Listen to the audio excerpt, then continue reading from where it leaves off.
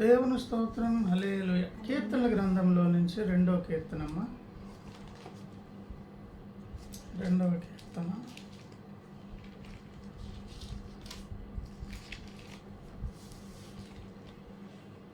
6వ వచనం నుంచి నేను చదువుతున్నాను. నేను నా పరిశుద్ధ పర్వతమైన సియోను మీద నా రాజును ఆసీనునిగా చేసి ఉన్నాను. కట్టడను నేను వివరించేదను. యెహోవా నాకిలాగు సెలవిచ్చాను, నీవు నా కుమారుడవు, నేను నిన్ను కని ఉన్నాను. నన్ను అడుగుము, జనములను నీకు స్వాస్థ్యముగాను భూమిని దిగంతముల వరకు సొత్తుగాను ఇచ్చేదను.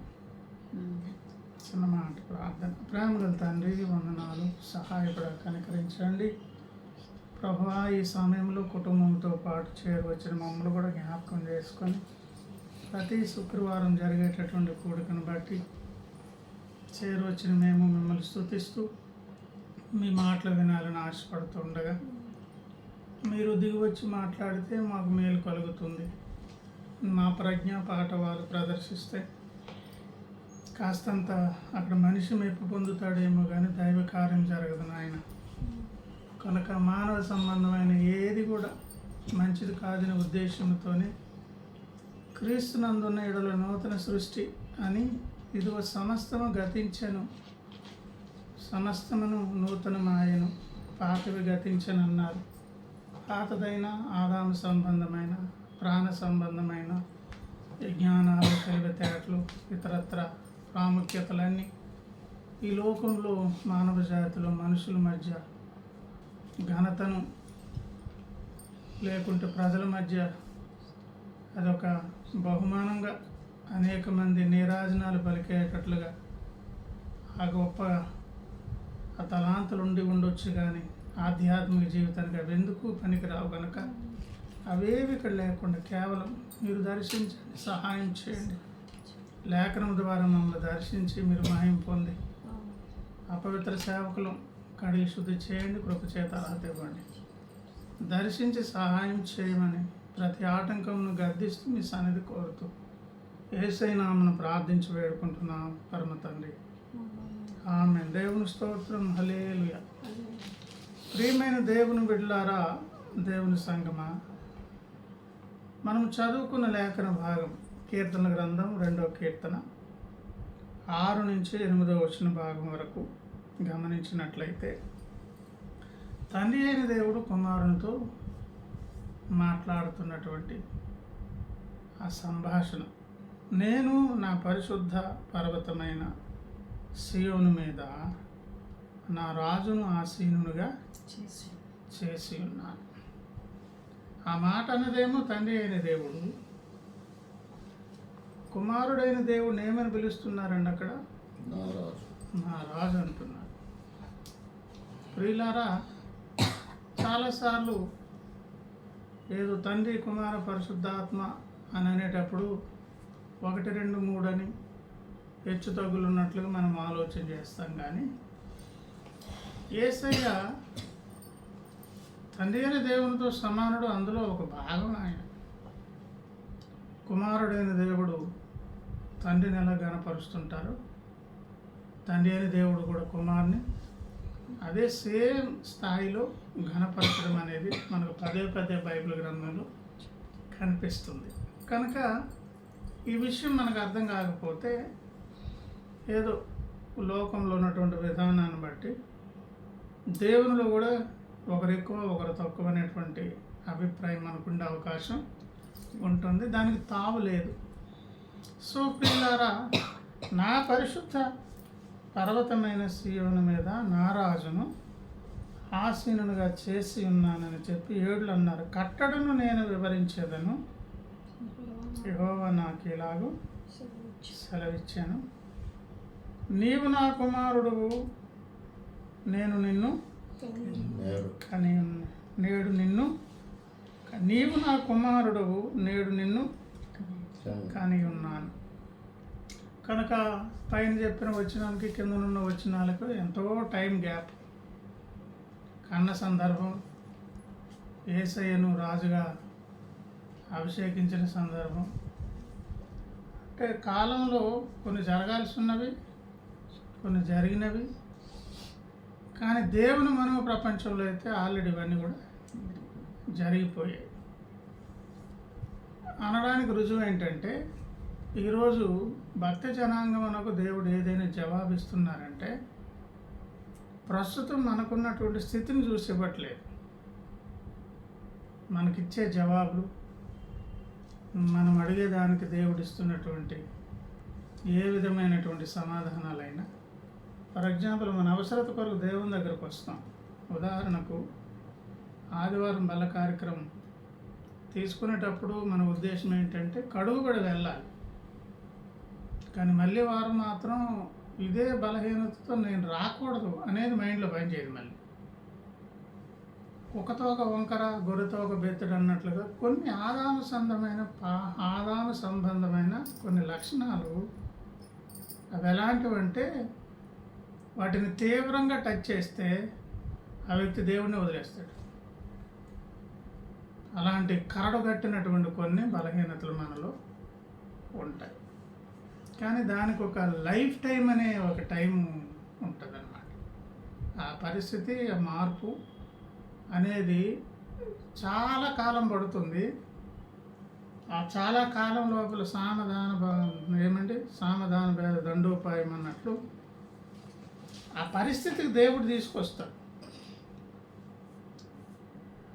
అలాగా ఒక జీవితకాలం పట్టేటటువంటి కొన్ని లోపాల, బలహీనతలు అవి మనతోనే ప్రయాణం చేస్తుంటాయి. అయినా దేవుడు అడుగుతుంటారు, మన మనస్సు ఎరిగి, మన అంతరంగం ఎరిగి. అయినా ఎందుకు అడుగుతారంటే ఒక్కటే ఉద్దేశం, భవిష్యత్తు అనేది మనకున్నది. త్రికాలాలను దేవుడు దాని ముందు పెట్టుకున్నారు. ఆల్రెడీ క్రీస్తు సంఘం ఎత్తబడితే మీరు ఎక్కడ ఉంటున్నారో, నేను ఎక్కడ ఉంటున్నాను, మనం ఏం వెలవబెడుతున్నాము, తీర్పులు ఎదుర్కొన్నాము, తర్వాత ఎట్లా పనిచేస్తున్నాము, ఎక్కడెక్కడ ఉన్నామో అదంతా ప్రస్తుతమే ఆయన చూసి దాన్ని దృష్టిలో పెట్టుకొని ప్రస్తుతం ఏం చేస్తున్నారు, క్షమించేటటువంటి, కడిగేటటువంటి, జవాబిచ్చేటటువంటి పరిస్థితి దేవుని నుంచి వస్తుంది. ఈ మాట ఎందుకు చెప్పుకున్నాం? ఇక్కడ చదువుకున్న 2 వచనాల్లో 2 కాలాలకు సంబంధించింది. అది ఏమండి, కనిన సందర్భం వేరు, ఆయన రాజుగా ఆసీనుడు చేసినటువంటి సందర్భం వేరు. దేవుని మనో ప్రపంచంలో అన్నీ ముందే జరిగాయి, కొన్ని కాలానుగుణంగా జరగాల్సి ఉన్నవి అని చెప్పి కిందకు వచ్చాక అంటూ, నీవు నా కుమారుడు, నేడు నిన్ను కని ఉన్నాను, నన్ను అడుగుము, జనములను నీకు స్వాచ్ఛముగాను, భూమిని దిగంతముల వరకు సొత్తుగాను ఇచ్చేదను అని దేవుడే తన కుమారునితో ఏమండి మాట్లాడుతూ, అడుగు నాయన అని తన కుమారునితో చెప్తూ ఉన్నాడనమాట. ఈ దినపు సందేశం ఏంటంటే, నన్ను అడుగు అని దేవుడు అంటున్నారంటే, అడిగే ఒక ప్లేస్లోనికి, పరిస్థితి దగ్గరకు దేవుడు లేకపోతే యేసయ్య అక్కడికి వచ్చారనమాట. యేసయ్యని ఎక్కడికి తీసుకొచ్చారు? అడగమని ఒక పరిస్థితి దగ్గరికి. నన్ను అడుగు అని తండ్రి అంటున్నారంటే, అడిగే ఒక వ్యవస్థను స్థాపించి అడిగే వారందరికీ మాదిరికరంగా యేసయ్యని పెట్టారు. అడగడం అంటే అర్థం ఏంటి? అడిగే వ్యక్తికి ఏదో అవసరత ఉండాలి. ఎవరిని అడుగుతున్నామో వారు ఆ అవసరతను తీర్చేటటువంటి వ్యక్తి అయి ఉండాలి. ఏమండి, అలాగా వ్యక్తి ఆ అడిగే సందర్భాన్ని బైబిల్లో ప్రార్థన అని అన్నారు అన్నమాట. అడిగే సందర్భం పేరేంటి? భక్తుడు చేసేది ప్రార్థన. ఈ ప్రార్థన అనేది కూడా ఎట్లాంటిదంటే, చాలా కాలం ఏమండి దేవునికి మానవాళికి అంటే ప్రథమ తరంలోనే ఆదాము మొదలుకొని, ఆదామవలు, తర్వాత కయీను, హేబేలు, ఆ తర్వాత షేతు పుట్టాడు. ఆ కాలం వరకు కూడా ఎన్ని సంవత్సరాలు ఏమండి ఈ సంవత్సరాలన్నింటిలో ఒక లోటు ఏర్పడింది. తల్లిదండ్రులేమో పిల్లలకు చెప్తున్నారు, దేవుడు ప్రతి చల్లపూట వచ్చే వరకు కొన్ని 100 సార్లు 1000 సార్లు చూసాం ఆయన్ని, ఇన్నిన్ని ఆయనతో షేర్ చేసుకున్నాం. దేవుడు లేడు అనే అభిప్రాయం అప్పుడు లేదు. స్పష్టంగా వారు అనుభవించారు, చూశారు. కనుక పదే పదే సాక్ష్యం ఇస్తున్నారు, కానీ ఆ దేవుడు కనిపించట్లేదు. మెమరీస్గా మిగిలిపోయాయి. కానీ ఒక గ్యాప్ ఏర్పడింది దేవునికి భక్త జనాంగమునకు. ఆ గ్యాప్ను పూర్తి చేసేటువంటి పరిస్థితి అడిగే ఒక ప్రక్రియ లేదా ప్రార్థన. అడిగే ఒక ప్రక్రియ లేదంటే ఒక ప్రార్థన. ఆ మాట మనకు ఆదికాండంలో కనిపిస్తుంది కదా. ఆదికాండము 4వ అధ్యాయములు 25 నుంచి. ఆదాము మరలా తన భార్యను కూడినప్పుడు ఆమె కుమారుని కని, కయ్యూను చంపిన హేబేలునకు ప్రతిగా దేవుడు నాకు మరి ఒక సంతానమును నియమించిననుకొని. 4వ అధ్యాయం 25-26. అతనికి షేతు అనే పేరు పెట్టెను. మరియు షేతునకు కూడా కుమారుడు పుట్టెను. అతనికి ఎనోష్ అనే పేరు పెట్టెను. అప్పుడు యెహోవా నామమున ప్రార్థన చేయుట ఆరంభమైనది. ఆ టైం నుంచి ఒక గ్యాప్ ఫిల్ అయింది మానవాళికి దేవునికి మధ్య. ఏమండి, దేవుడు వచ్చేవారు, కలిసి సహవాసం చేసాం, ఇప్పుడు గెంటి వేయబడ్డాం, ఆయనకు అనిపించట్లేదు. ఎట్లా ఆయనతో మరలా సంప్రదింపులు జరపాలి అని తెలియనటువంటి కాలం కొంత గడిచింది, కొంత టైం. అది ఒక లోటులో ఉండిపోయిందనమాట. ఆ లోటుకు ఒక పరిష్కారం ప్రార్థన. ఆ లోటుకు ఒక పరిష్కారం ప్రార్థన. అప్పుడు ఆరంభమైన యెహోవా నామమును ప్రార్థన చేయడం ఆరంభమైంది. అలా ప్రార్థన అనేది మనకు ఒక అవసరమని తెలియజెపుతూ కీర్తన గ్రంథంలో అలా ప్రార్థన చేసే ఒక అవకాశాన్ని తండ్రి దేవుడు ఎవరికి ఇస్తున్నారు? కుమారుడైనటువంటి దేవుడైనటువంటి యేసయ్యకి ఇస్తూ నన్ను అడుగుము అని అంటున్నారు. ఏమేం కావాలో ఏమైనా ఇస్తాను అని దేవుడు అడగమంటున్నారు అన్నమాట. ఆ మాట యేసయ్యను అడగమని. ఏమండి, ఆ తర్వాత పదే పదే భక్త జనాంగమున కూడా అవకాశం ఇచ్చారు. ఇర్మియా గ్రంథము 33వ అధ్యాయము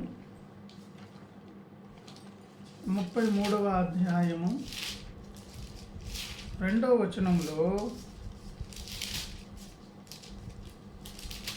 33:2 మాట నెరవేర్చు యెహోవా అన్నారు. మాట అంటే ఇస్తే నెరవేరుస్తారు అని అర్థం అన్నమాట. ఆ మాటకు కట్టుబడి ఉంటారు అని. ఎప్పుడు ఇస్తారు మాట? అంతకుముందు ఏదో అడిగే ఒక ప్రక్రియ, ఒక కన్వర్సేషన్ ఏదో ముందు జరగాలి. ఏం జరగాలి? ఎవరు అడిగి ఉండాలి. అడిగితే దానికి కట్టుబడి ఆయన. దేవునికి ఉన్నటువంటి ప్రధానమైనటువంటి పోషించే పాత్రలో ఒకటేంటి? ఆయన ఏంటంట? మాట నెరవేర్చు యెహోవా. తర్వాత స్థిరపరచవలనని, దాన్ని నిర్మించు. ఈ నిర్మించు యెహోవా అనేటప్పటికి మళ్ళీ అది వేరే సబ్జెక్ట్. అది నిర్మాణము అనేటప్పటికి వేరే. ఏమండి అని చెప్పి యెహోవాను నామము వహించిన వాడే, ఆయన మాట నెరవేర్చు యెహోవా అని పరిచయం చేసుకుని ఇప్పుడు 3వ వచనంలో అంటున్నా, నాకు మొర్ర పెట్టుము నేను నీకు. ఈ మాట ఇప్పుడు ఇర్మియాతో అంటున్నారు. నాకు అంటే ప్రార్థన చేస్తే అది నా చిత్తంలో ఉంటే, అది నీకు మేలైతే, ఇది తప్పకుండా నీకు క్షేమం కలుగుతుందంటే ఆ మాట నేను ఇప్పుడు ఏం చేస్తాను? నెరవేరుస్తాను అని. ఈ భాగ్యం మనకు ఎలా భక్తి జనాంగం నాకు ఇప్పుడు ఇర్మియా గారికి ఇచ్చారు. ఇర్మియా గారికి మాత్రమే ఇచ్చారా? ఏమండి, ఇర్మియా గారికి మాత్రమే కాదు, అందరికీ ఇవ్వబడినటువంటి వాగ్దానం ఇది. మనము లూకా సువార్తలోనికి వస్తే ఆ మాట మనకు మరలా అనిపిస్తుంది. లూకా సువార్త 11వ అధ్యాయంలో 11వ అధ్యాయము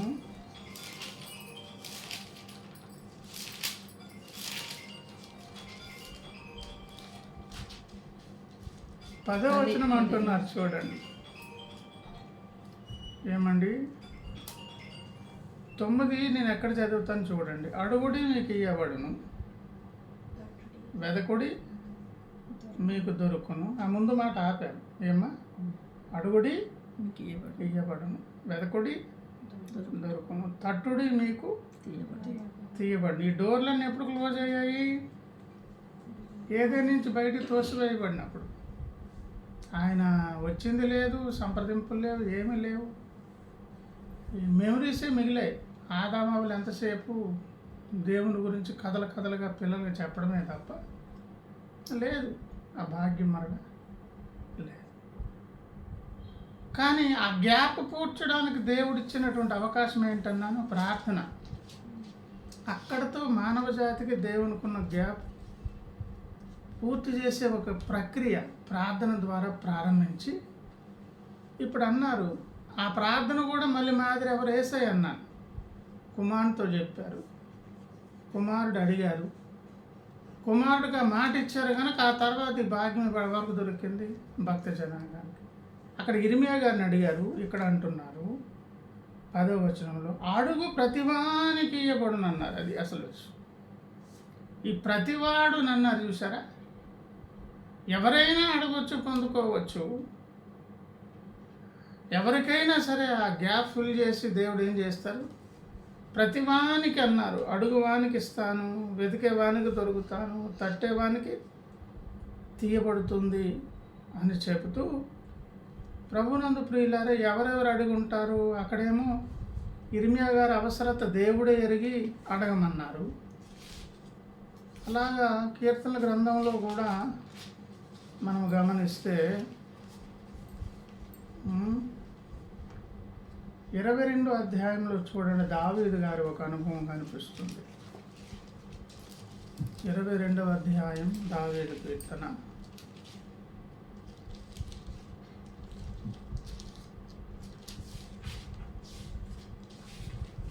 23 నుంచి. యెహోవా యందు భయభక్తులు గలవారులారా ఆయనను స్తుతించుడి. 22, 23 నుంచి అండి. యెహోవా యందు భయభక్తులు గలవారులారా ఆయనను స్తుతించుడి. యాకోబు వంశస్థులారా మీరందరూ ఆయనను ఇశ్రాయేలు వంశస్థులారా మీరందరూ ఆయనకు భయపడు. ఈ మాటలన్నీ భక్త సమాజానికి సంబంధించినటువంటి పేర్లు. ఏమండి? యెహోవా యందు భయభక్తులు కలిగేవారు, అందులో 2 వర్గాలు ఉంటారు. యాకోబు లాంటి లక్షణాలు, ఇశ్రాయేలు లాంటి లక్షణాలు, 2 అనుభవాలు కలిగిన వాడే భక్తుడు అని అప్పుడు 24లో అన్నారు. ఆయన బాధపడు వాని బాధను తృణీకరింపలేదు, దాన్ని చూచి ఆయన అసహ్య పడలేదు. కొంతమంది బాధపడుతున్నారు, జవాబు ఇవ్వడం తర్వాత మాట, ముందు తృణీకరించాలన్నమాట. అంటే అలా ఉంటారనమాట భక్తులు, భక్తి యాత్రలు. అందుకిందాక అనుకున్నాం, దేవుడు ఏదైనా జవాబు ఇచ్చేటప్పుడు మన మీద యోగ్యులు మరుగులు మనం ఇవ్వట్లేదు. ప్రస్తుతం ఉన్న స్థితి ఎప్పుడు కూడా ఏదో ఒక లోటు మనలో కనిపిస్తున్నాయి. అధిగమించి దేవుడు ఎందుకు ఇస్తారంటే ఏం చూసి ఇస్తారన్నాను? మనం ఆల్రెడీ భవిష్యత్తులో ఉండబోయే స్థితిని అక్కడ చూశారు కనుక దాన్ని దృష్టిలో పెట్టుకొని ఇస్తారనమాట. ఏమండి? రెండో మాట ఏమన్నా, దాన్ని చూచి ఆయన అసహ్య. అక్కడ భక్తుని పరిస్థితి ఎట్లున్నది? తృణీకరించాలి, దేవుడే అసహ్యపడాలి. తన ముఖమును దాచలేదనంటే అలాంటి వారికి ముఖం చూపించడానికి అవకాశం, అంటే ఆ పరిస్థితే బాగులేదు. కానీ అక్కడ అంటున్నారు, వాడు ఆయనకు మొర్ర పెట్టగా ఆయన దేవుని స్తోత్రం అని. పరిస్థితి అట్లున్నా కూడా దేవుడు ఏం చేశారు? జవాబు ఇచ్చారు. దేవుడు ఏం సృష్టించారో తెలుసా? బాధపడుతున్నారులే. అర్హత లేకపోయినా బాధను చూసి కనికరపడేటటువంటి దేవుడు కనుక అడుగు వారందరికీ ప్రతివానికి అంటే అందులో భక్తులు ఉన్నారు. ఏమండి, ఆ భక్తుల్లో రకరకాల వర్గాలు. అలాగే మనం 66వ కీర్తనలో కూడా కనిపిస్తుంది చూడండి. 66వ కీర్తన 66వ కీర్తన ఇది భక్తులకు సంబంధించిన కీర్తనే. 19వ వచనంలో, నిశ్చయముగా దేవుడు నా మనవి అంగీకరించి ఉన్నాడు,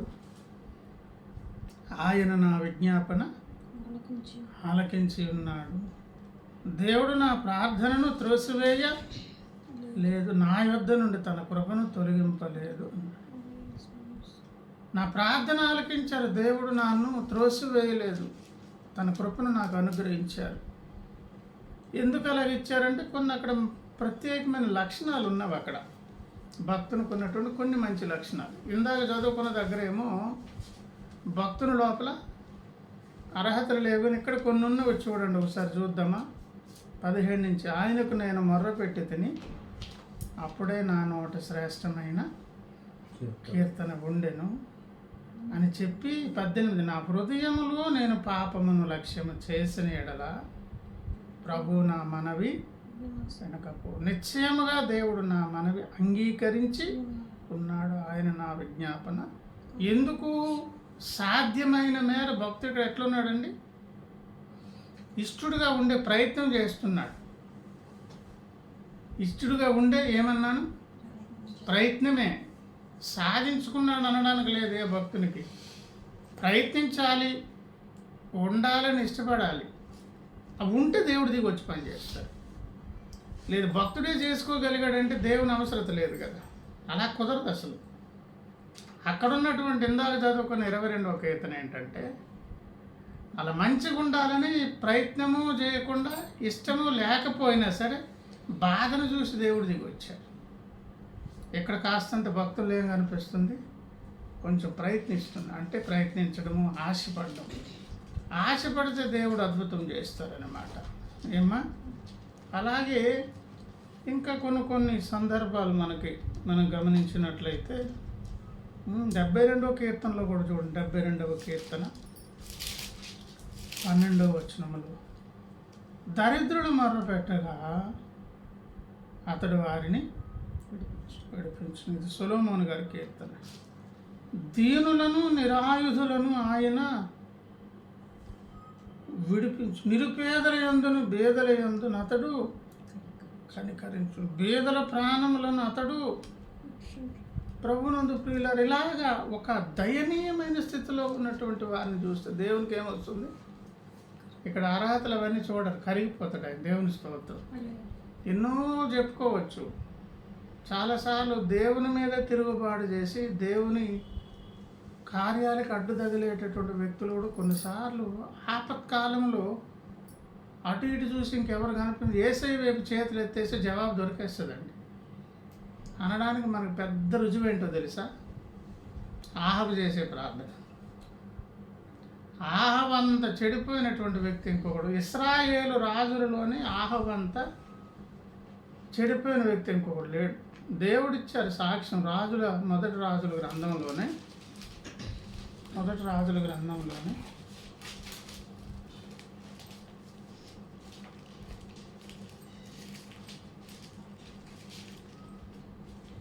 16వ అధ్యాయం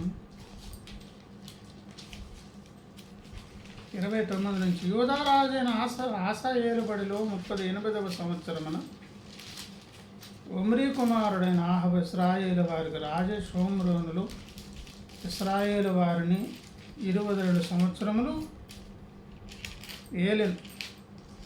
ఒమ్రీ కుమారుడైన ఆహబు తన పూర్వీకులందరిని మించునంతగా యెహోవా దృష్టికి చెడుతనము చేశాడు. నెబాతు కుమారుడైన యెరోబోము జరిగించిన పాపక్రియలను అనుసరించి నడుచుకున్నట స్వల్ప సంగతి అనుకొని అతడు సీదోనీయులు రాజైన ఎత్పయిలు కుమార్తె అయిన యెజబెలును వివాహం చేసుకొని బయలుదేవతను పూజించుచు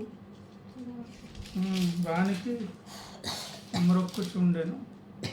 ఏమండి, అలాగా మామూలుగా కాదు. ఆ,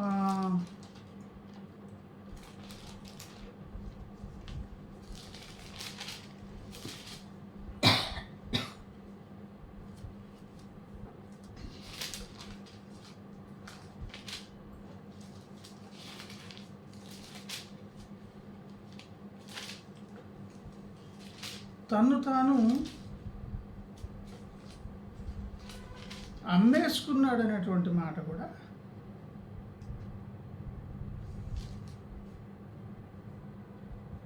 కనుక ప్రియులారా, వెంటనే దేవుడు భక్తుడైనటువంటి మరి ఏలియా ద్వారా రాబోతున్నటువంటి శిక్ష అనేది ప్రకటించగానే ఆయన ఒక పని చేశాడు. గోను బట్ట కట్టుకొని 21వ అధ్యాయం మొదటి రాజుల గ్రంథంలో కూడా అక్కడ కనిపిస్తుంది చూడండి.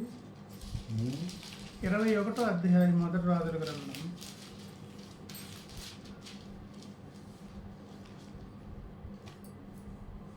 23 నుంచి. మరియు యెజబెలును గూర్చి యెహోవా సెలవిచ్చినదేమనగా, యెజ్రెయేలు ప్రాకారమునొద్ద కుక్కలు యెజబెలును తినివేయును. పట్టణమందు చచ్చు ఆహాబు సంబంధికులను కుక్కలు తినివేయును. బయటి భూములలో చచ్చు వారిని ఆకాశ పక్షులు తినివేయును అని చెప్పాను.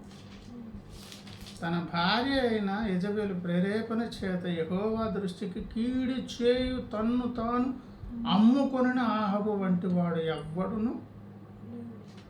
తన్ను తాను అమ్ముకున్నాడంట. తనని అమ్ముకోవడం అంటే ఇంకా కంప్లీట్గా సాకరుగా వశువులోకి వెళ్ళిపోయాడు. 27 చూడండి. ఆహాబు ఆ మాటలు విని తన వస్త్రములను చింపుకొని గోనె బట్ట కట్టుకొని ఉపవాసం ఉండి గోనె బట్ట మీద పరుండి వ్యాకులు పడుచుండగా.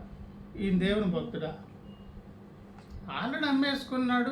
ఆత్మ మీద దుష్టునికి సర్వాధికారాలు ఉన్నవి. ఇశ్రాయేల్ ప్రజలు పాడు చేసే ప్రమాదకరమైనటువంటి వ్యక్తి. ఈ శిక్ష నీతోనే ప్రారంభమవుతుందని ప్రకటించాడు దేవుడు ఏలియా ద్వారా. వెంటనే ఏం చేశాడు? వస్త్రాలు చింపుకున్నాడు, గోను బట్ట కట్టుకొని ఉపవాసం ఉండి గోను బట్ట మీద పరుండి ఏం చేస్తున్నాడు? ఏడుస్తూ ఉండగా యెహోవాకు తిష్బీయుడైన ఏలియాకు ప్రత్యక్షమై ఇలాగు సెలవిచ్చాను, ఆహాబు నాకు భయపడి నిశ్చయముగా ప్రవర్తించుట చూచి. ఎలాంటి కరిగిపోయే దేవుడు అండి. చూచితివా, నాకు భయపడి అతడు వినయముగా ప్రవర్తించుట చేత ఆ అపాయం అతని కాలమునందు సంభవింపకుండా ఆపి అతని కుమారుని కాలమునందు అతని కుటుంబముల మీదకు నేను దాన్ని ఒక జనరేషన్ దాటించాడు దేవుడు. అదేమి కనికరం చెప్పండి ఇప్పుడు. కనుక ఈయనేమి దేవుని బిడ్డ. ఇశ్రాయేలు జాతిని ఎటువంటి తడబాటు అంటే అసలు యెహోవా దేవుడు బయలుదేవుడు అన్నంత ప్రమాదకారిగా ఉన్నటువంటి వ్యక్తి తనకేదో నష్టం వస్తుందని కన్నీళ్ళు గారిస్తే గోనుబట్టు కట్టుకుంటే ఏమండి ఎంత వేగం దిగొచ్చేసాడు దేవుడు. కనుక ప్రభునందు ప్రియులారా, అలాంటి దేవుడు ఆయన. ఆ 72వ కీర్తన కదా మనం చదువుకున్నాం. ఏం చదువుకున్నాం? 72వ కీర్తన 12. దరిద్రులు మొరపెట్టగా అతడు దీనులు, నిరాధారులు, నిరుపేదలు, బీదలయందు ఏమండి 102వ కీర్తన కూడా ఒకసారి చూద్దాము. 102వ కీర్తన ఏమండి 17వ వచనం. ఆయన దిక్కులేని దరిద్రుల ప్రార్థన నిరాకరింపక వారి ప్రార్థన వైపు తిరిగి ఉన్నాడు. అంటే దేవుడికి, అందుకే దేవునికున్న అనేక ప్రోటోకాల్స్లో ఒకటి ఏంటంటే పాడైన స్థలములను, వ్యక్తులను ఏమండి పట్టించుకొని బాగు చేసి ఆదరించే దేవుడు. అందుకే యేసయ్య వస్తున్నప్పుడు ఆయన గురించి పరిచయం చేస్తూ మనకు 61వ అధ్యాయం యెషయా గ్రంథంలో కనిపిస్తుంది. యెషయా గ్రంథం 61వ అధ్యాయం మొదటి నుంచి. ప్రభువుకు యెహోవా ఆత్మ నా మీదకు వచ్చి ఉన్నది, దీనులకు సువర్తమానము ప్రకటించుటకు యెహోవా నన్ను అభిషేకించి. సువర్తమానం ఎవరికంటండి? దీనులకు. నలిగిన హృదయము గల వారిని దృఢపరచుటకును, చెరలో ఉన్న వారిని విడుదలను, బంధింపబడిన వారి విముక్తిని, యెహోవా హితవత్సరమును మన దేవుని ప్రతిదండన దినమును ప్రకటించుటకును, దుఃఖాక్రాంతులందరినీ ఓదార్చుటకును, సియోనులో దుఃఖించు వారికి ఉల్లాస వస్త్రములు ధరింపచేయుటకును, బూడితకు ప్రతిగా పూదండను, దుఃఖమునకు ప్రతిగా ఆనంద తైలమును, భారభరితమైన ఆత్మకు ప్రతిగా స్తుతి వస్త్రమును వారికి ఇచ్చుటకు ఆయన నన్ను వచ్చిందో. ఏంటంటే ఎక్కడ ఏ అవసరత ఉన్నదా, దేవుళ్ళు ఉన్నటువంటి ఆ మంచి లక్షణం అన్నమాట. ఇంత మంచి దేవునికి మానవ జాతి దూరమై మెమరీస్తో మిగిలిపోతున్నప్పుడు ఆ గ్యాప్ ఫిల్ చేసేదాని కొరకు, ప్రతి అవసరత తీర్చేదాని కొరకు ఒక ఆయుధం లాంటి దాన్ని దేవుడు ఇచ్చాడు. ఆయుధం పేరేంటి? నన్ను అడుగు అనే ఒక ప్రార్థన. ఆ ప్రార్థనకు దేవుడు భక్తులు చేసినా చెల్లించేస్తున్నారు, అన్య జనాంగాలు చేసిన అన్యుల ప్రార్థన కూడా వింటారు. ఏమండి, అపోస్తుల కార్యముల గ్రంథం 10వ అధ్యాయంలో ఆయనేనమ్మా కొర్నేలి గారి ప్రార్థన. 10వ అధ్యాయం అపోస్తుల కార్యములు 1వ వచనం నుంచి, ఇటలీ పటాలమనబడిన పటాలములో శతాధిపతి అయిన కొర్నేలి అని అను భక్తిపరుడు ఒకడు కైసరయలో ఉండెను. కొర్నేలి అనే భక్తిపరుడు కైసరయలో, ఆయన అన్యుడు. అతడు ఇంటి వారందరితో కూడా దేవుని యందు భయభక్తులు గలవాడై ఉండి ప్రజలకు బహుధర్మము చేయొచ్చు, ఎల్లప్పుడూ దేవునికి ప్రార్థన చేయవాడు. అప్పుడు దేవుని దగ్గర నుంచి సందేశం దేవదూత పంపబడ్డవి, అంత కథ మనకు తెలుసు. అక్కడ దేవుడు పంపిన సందేశం ఏమంటున్న 4లో, అతడు దూత వైపు తేరు చూచి భయపడి ప్రభువా ఏమని అడిగినందుకు దూత అంటూ, నీ ప్రార్థనలు నీ ధర్మకార్యములను దేవుని సన్నిధికి జ్ఞాపకార్థముగా చేరినవి. అన్యుడే కానీ ఒక టార్గెట్ అనేది లేకపోయినా సృష్టికర్త ఒక ఆయన అయితే ఉన్నారు. ఆయనకు భయపడి బ్రతకాలి, యథార్థంగా ఉండాలి, అవసరతలు ఉన్న అవసరం తీర్చాలి, నాకున్న అధికారాన్ని దుర్వినియోగం చేసుకోకూడదు, నేనే కాదు నా భార్య పిల్లల కుటుంబాన్ని భక్తులు నడిపించాలి. ఒక క్రమశిక్షణ కలిగి ఉండగానే ఈయన చేసే ప్రార్థనలు ధర్మకార్యాలు ఎవరి దగ్గరికి వెళ్ళిపోతున్నాయి? దేవుని దగ్గర కౌంట్ అయిపోతున్నాయి. అప్పటికి పేతురు పంపబడ్డం, పేతురు వచ్చి కూడా అన్యుడు కనుక వెళ్ళడానికి ఇష్టపడకపోవడం, తర్వాత దేవుడు దర్శనం చూపించి అన్నీ చెప్పిన తర్వాత, ప్రభునందు ప్రియులారా, వారు ప్రార్థనకు కూడుకోగానే ఒక కార్యం అవుతుంది. 44 చూడండి, పేతురు ఈ మాటలు ఇంకా చెప్పుచుండగా అతని బోధ విన్న వారందరి మీదకి పరిశుద్ధాత్మ దిగను. సున్నతి పొందిన వారిలో పేతురుతో కూడా వచ్చిన విశ్వాసులందరూ పరిశుద్ధాత్మ వరము అన్యజనుల మీద సైతము కుమ్మరింపబడుట చూచి విభ్రాంతి కంగారు పడ్డారు. ఇదేంటి, పరిశుద్ధాత్మ అనేది ఎప్పుడు కుమ్మరించబడుతుంది? నమ్మి బాప్తిసం పొంది కనిపెట్టి దేవా నీ పరిశుద్ధాత్మని ఇవ్వండి అని ఎంతో కనిపెడితే కానీ పొందుకోరు. వీళ్ళకి అసలు బాప్తిసం లేదు, ఏమీ లేదు, సువార్త వింటున్నారు అంతే. ఫస్ట్ జరగాల్సింది జరగకపోయినా సెకండ్ జరిగిపోయిందండి. అప్పుడు అంటున్నారు చూడండి 47, అందుకు పేతురు, మన వలే పరిశుద్ధాత్మను పొందిన వీరు బాప్తిసం పొందకుండా ఎవడైనను వీళ్ళకి ఆటంకము చేయగలడా అని చెప్పి వాళ్ళకి బాప్తిసం. మరి అద్భుతం అన్నమాట. ముందు బాప్తిసం, తర్వాత పరిశుద్ధాత్మ అభిషేకం కదమ్మా. వీళ్ళ రివర్సు. ముందు పరిశుద్ధాత్మ దేవుడు దర్శించి భాషలతో మాట్లాడిన తర్వాత తీసుకెళ్ళి బాప్తిస్మాలు ఇచ్చాడు. ఏమండి, కనుక ఆ సందర్భం ఏంటి? అన్యజనాంగాలే కానీ ప్రార్థన మాత్రం ఎక్కడికి వెళ్ళిపోతుంది? మొత్తం ఈ టాపిక్ అంతా ఏంటంటే, చదువుకున్న మాటలు ఇంతవరకు చెప్పుకున్నవన్నీ మన దేవుడు 65:2 ప్రకారంగా, కీర్తన గ్రంథం 65:2 వచనం ప్రకారంగా, ప్రార్థన ఆలకించువాడా సర్వశరీరుని యొద్దకు వచ్చేదాడు. ప్రార్థన ఆలకించేవాడా. దేవునికి ఉన్నటువంటి అనేక పేర్లలో ఒక పేరు. అక్కడ కూడా ఏమన్నారు, ఇర్మియా 33:2 మాట నెరవేర్చు. ఆలకిస్తారు, ఇచ్చిన మాటకు కట్టుబడతారు, నెరవేరుస్తారు. సృష్టికర్తే వచ్చి మనకు జవాబిచ్చే దాని కొరకు మన చేతిలో పెట్టిన గొప్ప ఆయుధం ఏంటండి? ప్రార్థన.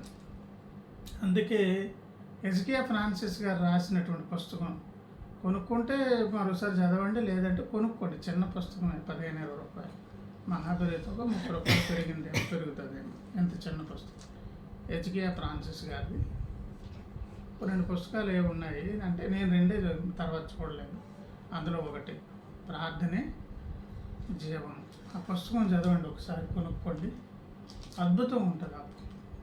ప్రార్థనే జీవం, మనకి ఆధారం, ప్రాణం. ఏమంటే గుండు కొట్టుకొని రక్తం ప్రసరిస్తే మనిషి బ్రతుకున్నాడు ఎలాగనుకుంటారు.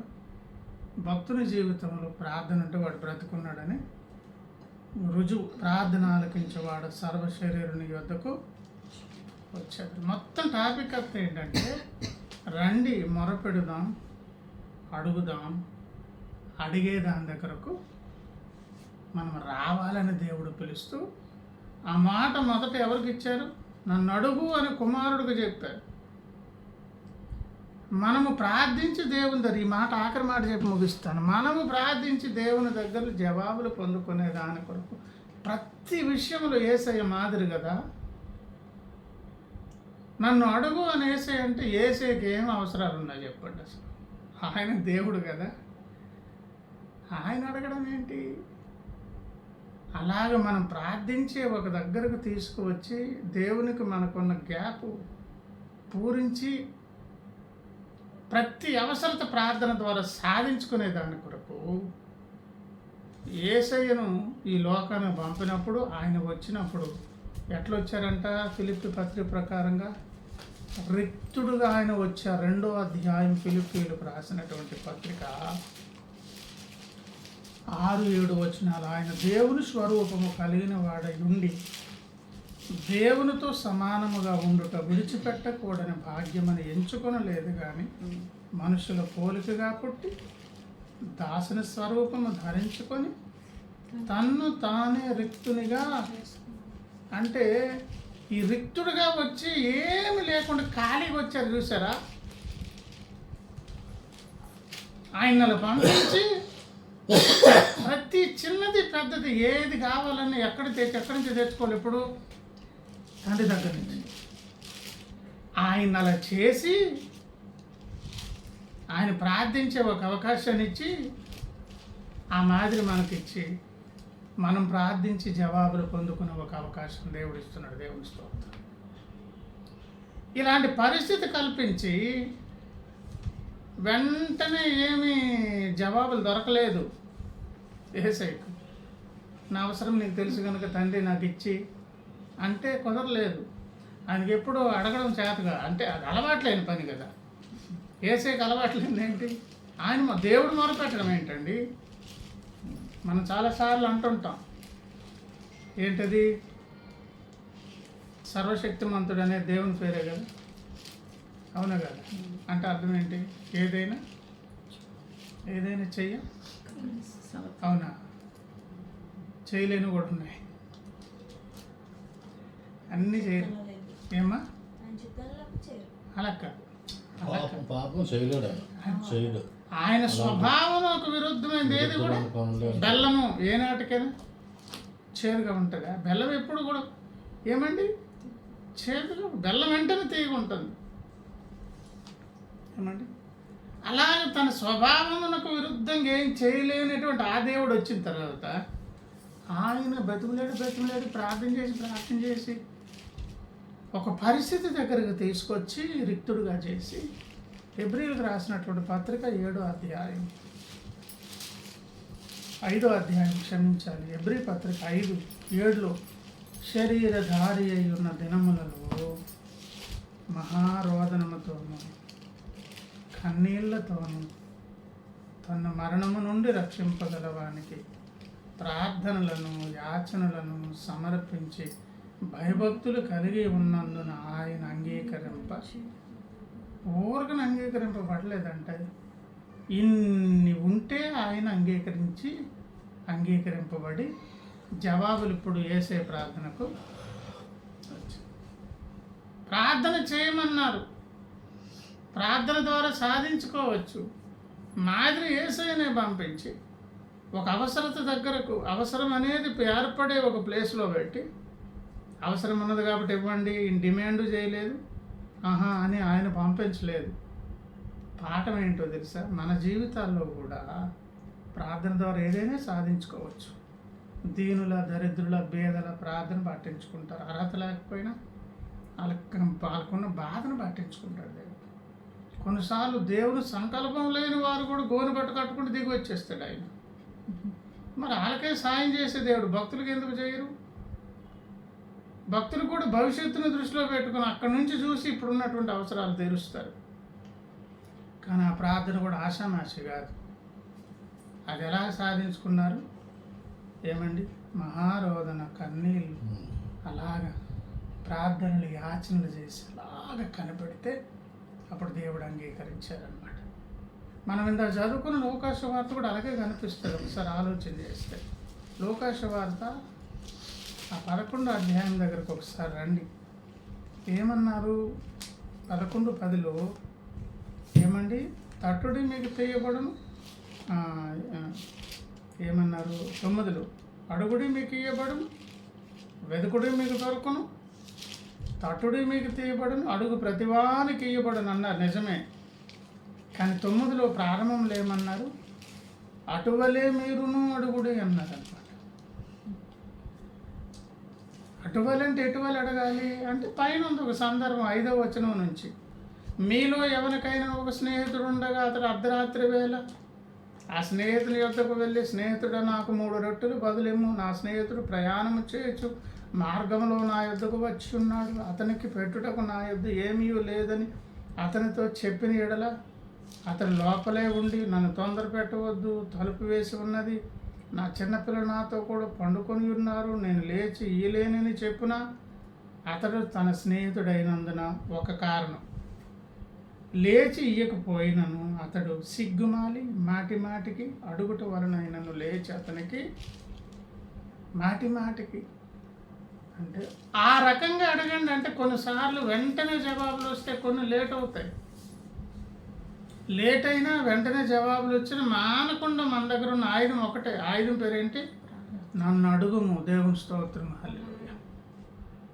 యేసయ్యే అడిగేది ఎట్లా అడిగాడండి? మామూలుగానా? దేవుడు అంగీకరించే దాని కొరకు అంత కఠిన పరిశ్రమ యేసయ్య ఎందుకు చేయాల్సి వచ్చిందంటే, మన జీవితాలలో దేవుడు ఇవ్వదలుచుకుని ఏది కూడా మాట తప్పకుండా, మాట నెరవేర్చి యెహోవాగా, మన తాలూకా అవసరాలు పట్టించుకునే దేవుడుగా, ఏది పొందకుండా మనం ఉండడానికి వీల్లేదు. అన్ని దేవుడు ఇస్తాడు.